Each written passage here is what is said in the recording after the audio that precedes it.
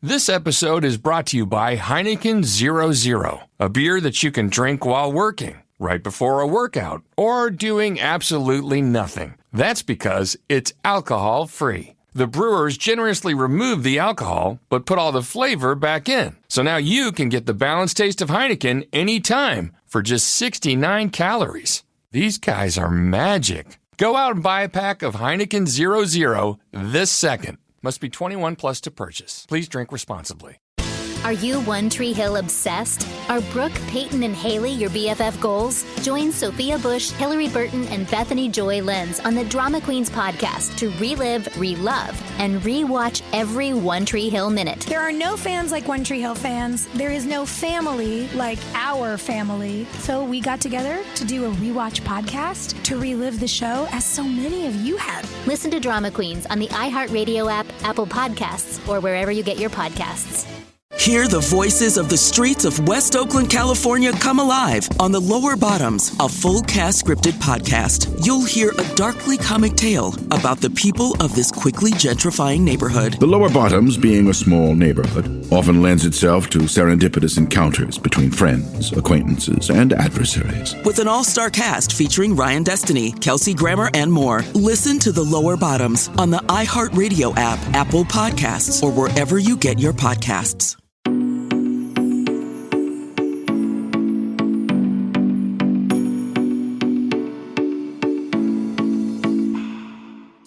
All right, guys. Hi, and welcome back to another episode of Couch Talks on Uni Therapy. My name is Kat, and if you haven't already figured it out, I have kind of lost my voice. I'm getting it back. I'm on the mend.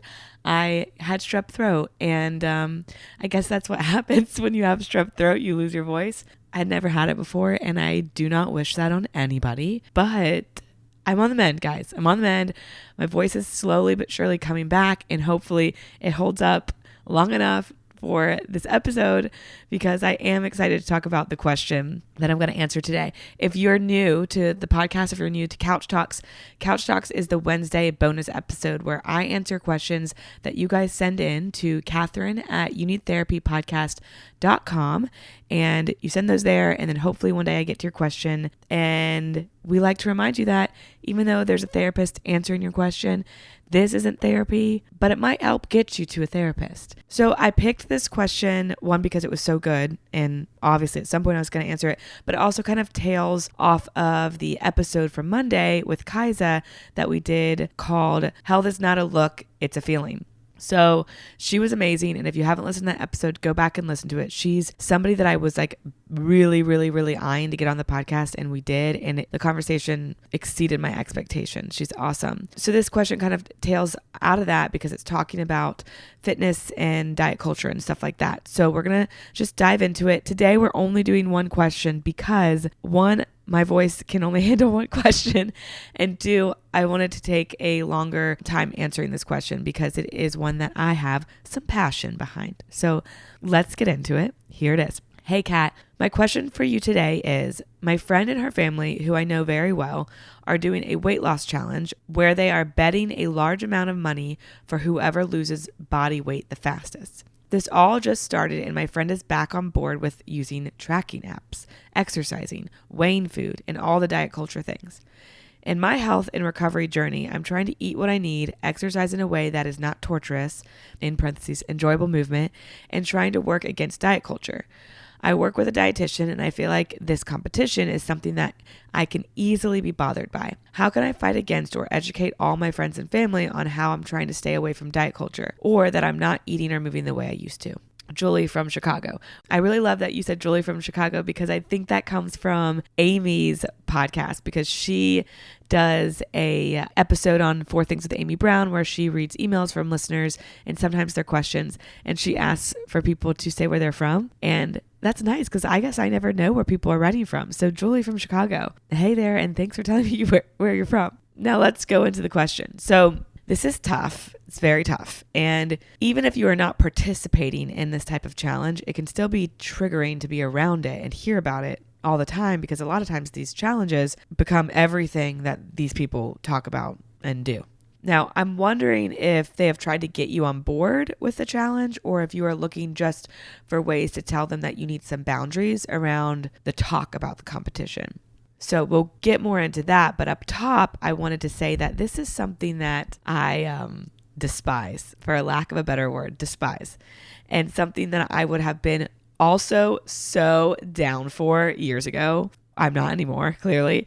But I actually just recently deactivated a gym membership because they announced a challenge that was kind of similar. They were offering cash prizes for the people who entered the challenge, who at the end of the challenge had the most body fat percentage loss over whatever period of time it is. And that just blows my mind that that is a thing that people are offering in a guise of health and wellness, because that's not what health and wellness is. So before we get into your question, let's talk about why these fitness challenges, whether they're in gyms or in groups of friends or families, are problematic. So one, this sends the message that health and fitness are a look and a weight and a size, and they are not. And like Kaisa said in this week on the episode on Monday, health is a feeling. Health and being fit are allowed to be relative things to individuals based on their own makeup and their journey. And it puts individuals against each other rather than rooting with each other for each personal individual goal that someone is reaching. So when we do these challenges, it says, this is what health is. Health is losing this weight, or health is having the most weight loss, or whatever the challenge is, or health is only eating these foods, or health is restricting this, when it's taking away the individualism of people, and it takes away what health actually really is. And it's a feeling, and it's something that's created on balance and paying attention to your body and your needs despite the person next to you, because you have different makeups completely. So the other thing is, this can be so defeating and really unmotivating to go to a gym, especially if you are already self-conscious and then you are pegged against the person next to you who, like I said, has a completely different maybe fitness background, let alone body type and health and different health problems or concerns. It takes your goals away and it puts them at the group and makes the entire community's goals the same. And it is just so bizarre. So bizarre. The other thing too is, when it comes to competitions, people will go really far to win. Right? Like, that's the point of a competition, is to win. Like, and people that join these competitions probably are competitive. It becomes about winning, and it becomes less about health. I think it was last year, maybe it was at the end of the pandemic. I don't know. We're in the pandemic again, but at some point in the last year, there's a cycling studio in Nashville that did a competition for people who could ride the most miles on the bike in a period of time. And let's just be very real for a second. Their goal was not to help get you moving in a healthy way and optimize your health journey. Their goal was to get more people on their bikes and make more money, period. Like, that was their goal. There were riders that were taking 4 classes in one day so they could ride the most miles. And then regardless, this will make sense to some people, but if you're focused on riding the most miles in an indoor cycling class, you're not actually taking the class, because you're just trying to pedal as fast as you can the whole time. And that's not taking the class. So it defeats every purpose there is. And that, I think, is really upsetting. And that's what we also have to remember, not when these competitions are within families, but when they're at gyms. You have to be very mindful. Are these competitions really to help me and to help my goals and to help motivate me? Or are these competitions created to make these people money, and then they're putting this mask of trying to help you on there? That's so inauthentic, and it's gross. I really don't like it. And 4 classes a day, that's terrifying. I would hope that there would be a limit at any gym on how many classes somebody could take in a day. And generally in our world today, fitness competitions are at the benefit of the studio, not the client.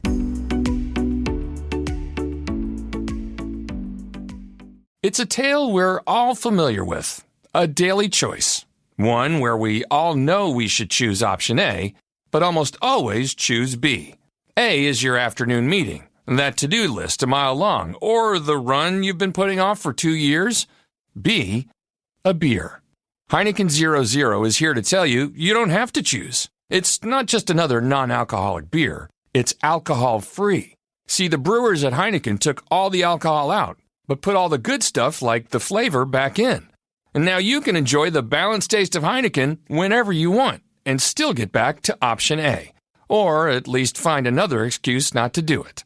Plus, it's only 69 calories. Grab a pack of Heineken 0.0 at your local retailer today, or get it delivered straight to your door. Must be 21 plus to purchase. Please drink responsibly. Hi, I'm Ethan Nadelman, host of the new podcast Psychoactive. I founded the Drug Policy Alliance, which has been at the forefront of the effort to legalize marijuana and end the broader war on drugs. But what's next? What's the future of drugs? On Psychoactive, I'll be talking with scientists and politicians, celebrities and activists about all things drugs. Why do we have receptors in our brain that fit molecules made by poppy plants? You know, I think ecstasy saved my marriage. Drugs are something I recommend to long-term couples. We had to adopt this idea that there's this disease called alcoholism. No matter how many drugs this particular person was selling, you shouldn't be able to kick someone's door down and then murder them. Psychoactive is out now. Listen to Psychoactive on the iHeartRadio app, Apple Podcasts, or wherever you get your podcasts. Transportista is a podcast that tells the story of a pilot who, using a clandestine cell phone from inside a prison in North Carolina, claims to have worked as an entrepreneur and air logistics coordinator in the international drug trade for some 30 years. I'm Transportista. That's what I am. My name is John Gibler. I'm a journalist based in Mexico. I was approached to see if I would be interested in looking into this pilot's story. Yeah, I said, I'm interested. I contacted a number of reporters who had either met, interviewed, or reported on this pilot. He didn't want to tell the truth, he wanted to sell the truth. And began to piece together a portrait of a man behind bars, obsessed with telling and selling his own story. From Detective and Exile Content Studio, this is Transportista. Listen to Transportista on iHeartRadio app, Apple Podcasts, or wherever you get your podcasts. I actually had to email, well, I won't name the gym, but I had a client a couple years ago who was going to a pretty popular gym across the country. And she came to me with an eating disorder, and she was going to this gym, which is fine. But then she was telling me about this competition she was doing. Basically, the gym gave her a meal plan and a workout schedule, or she had to work out a certain amount of times a week. And then they gave her a goal for how much weight she was supposed to lose. And it was 6 weeks. And if she lost the weight at the end of the 6 weeks, then she got her money back for the competition. And if she didn't lose that weight, they kept it. Well, despite anything else, the goal was completely unrealistic. It was an amount of weight that no person should be losing in 6 weeks. So she's already set up to fail. But then the problem behind that is there's no screening for if this person has an eating disorder or disordered exercise relationship. There's none of that. And the meal plan is not something that is created by a dietitian. It's something that's just created by, somebody who calls himself a nutritionist, I guess, at their gym, who does not know this person's background. It was a very restrictive meal plan, and it was terrifying to me because she was expected to do this hardcore exercise on a restricted diet, which was a problem itself. And then they also didn't know that she was probably binging and purging in the background, and she could have had a heart attack in those workouts. She could have had a lot of things. Needless to say, I sent them an email, and she immediately got her money back, and she was released of the competition with no problems once I sent my kind, very distraught email to them. Like I said, these competitions aren't taking into account a lot of things, and also most of them do not have qualified people running them. No one should be giving you a meal plan, especially a weight loss promoting one that will be combined with heavy exercise, without being a registered dietitian. That is negligent and it is dangerous. And also, eating disorders, disordered eating, and exercise addictions are all over the place inside of fitness studios. I've never seen screenings for these when these programs are offered, and that is probably because the people offering them are not educated in these areas. And if we are going to offer these kinds of things, which I don't think we should offer, we at least need to be educated in what the possible implications of them might be. So those are just some of the reasons why these are not really helpful things, and they're scary things. And I think I'm talking a lot about gyms, and I know these things happen in friend groups and families too, and that's what this question is about. This also is a problem in friend groups and families. Basically, take the money aspect out, the making money aspect out of a studio. This also becomes the competition part of what we will do whatever it takes to win, and then it becomes about winning a competition rather than actually working towards health. And everybody's health is different. That's what we have got to realize. Health is different for everybody. Health is not a look. I cannot look at somebody and say that person's healthy, that person's not. I can't do it.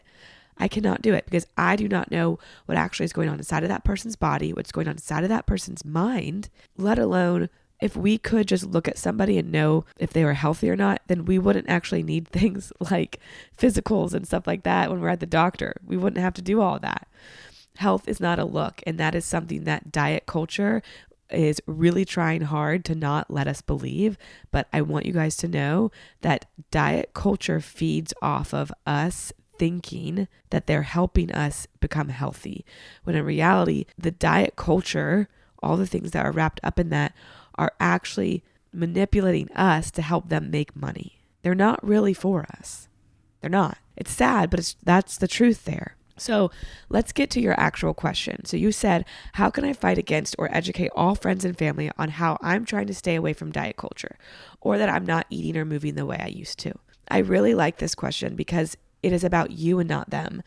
I like the way you phrased it. I would focus more on how you can help your friends understand you better rather than change their minds. And that really does sound like what you're trying to do and where your head's at. The reality is we can't force anyone to change their behavior or lifestyle or beliefs.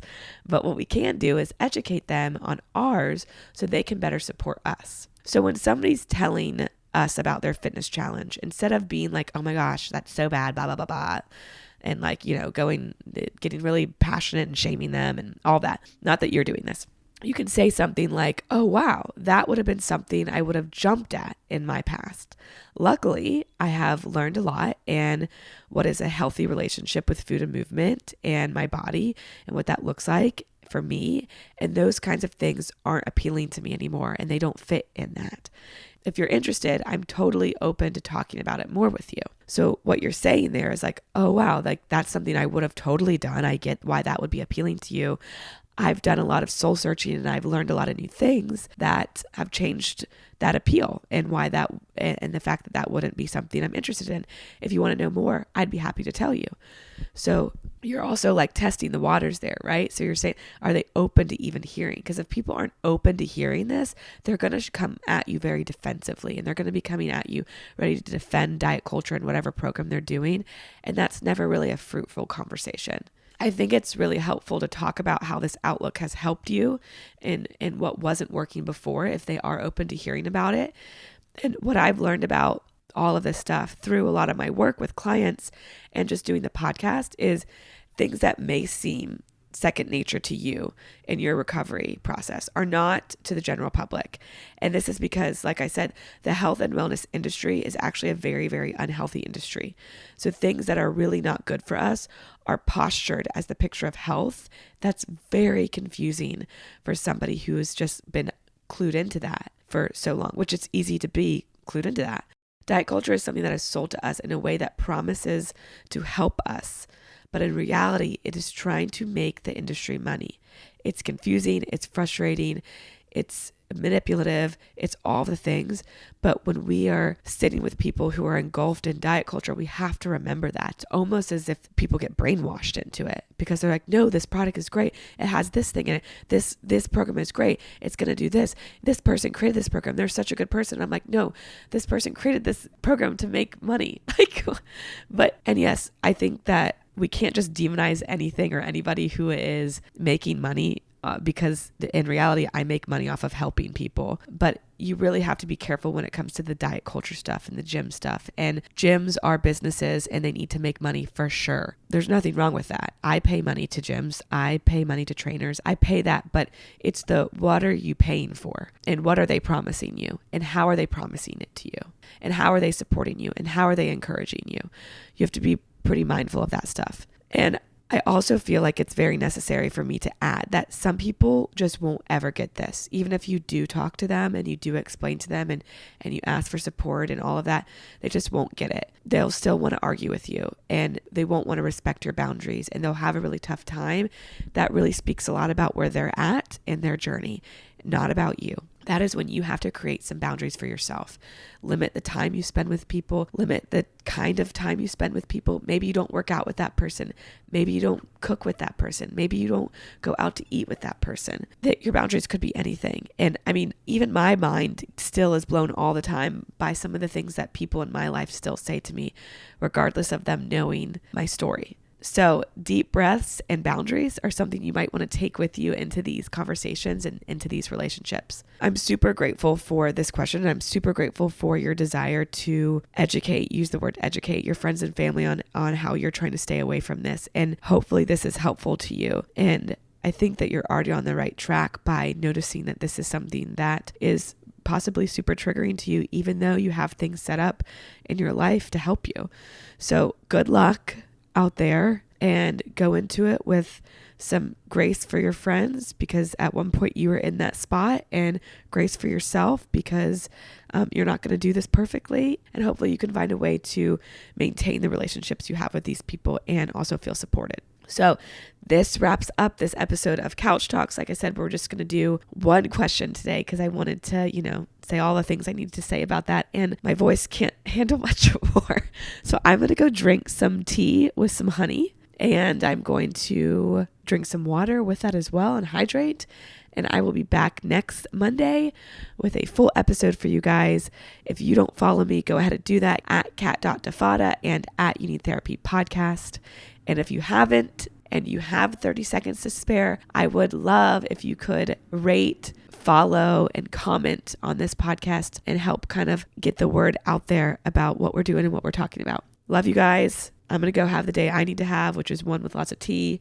You guys go have the day you need to have, and I will talk to you on Monday.